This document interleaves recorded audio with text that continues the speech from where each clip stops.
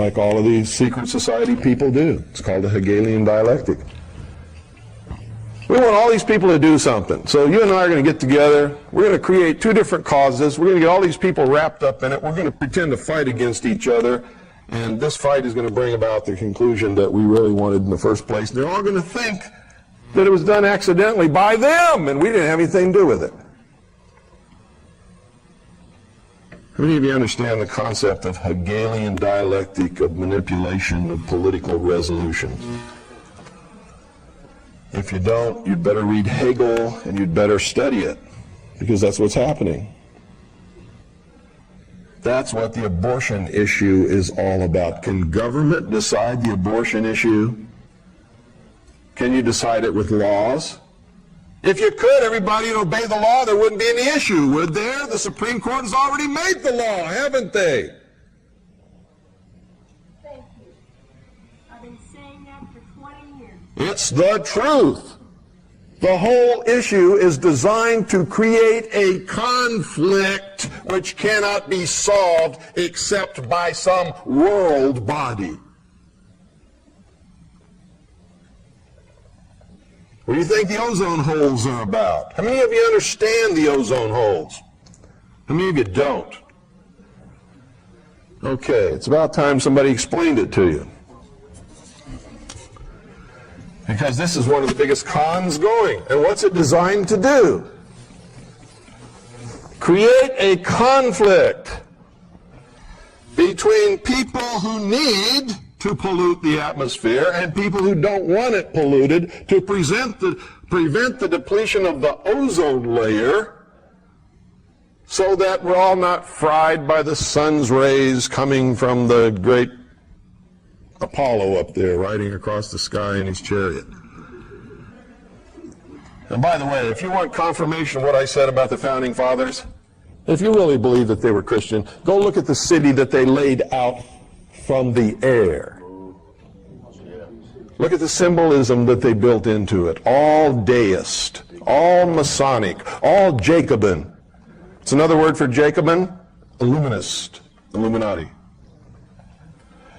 Go into the Capitol building, stand right in the center of the rotunda and look straight up at the dome where nobody ever looks. And what do you see? You see the apotheosis of George Washington, riding across the heavens in the chariot of Apollo. Who is Apollo? George Washington. He's become God now. And around the perimeter of the Capitol dome, you see all the old gods of the Roman pantheon. They're all there. Zeus, Mercury, Prometheus, all of them. What's that doing on the inside of our Capitol dome if this country is a Christian nation? Can you tell me that? No. And you never will be able to in a million years unless you turn around and admit the truth. The truth is it never was intended to be. The people in government for many years have been Christian. Are they now? Most of the people in our government now are not Christian, and that's part of the problem today. They have no morals, no ethical standards of behavior, and therefore anything goes. They're a pack of pathetic, chronic liars, which is the sign of a socialist every single time. Socialism believes in what? The supremacy of the mind of man, not in God. Anytime man has supremacy over everything, everything becomes what? Subjective. If you're God, how can you do something wrong? And that's the whole problem with this crowd now. They don't have anybody to answer to. You see, whether you believe in God or not, the human race must have God. They must have a superior power to which they must answer. If they do not, then everything becomes subjective, and if I want to slice your head in half, by God, there's nothing wrong with me doing it because I'm God. You understand that?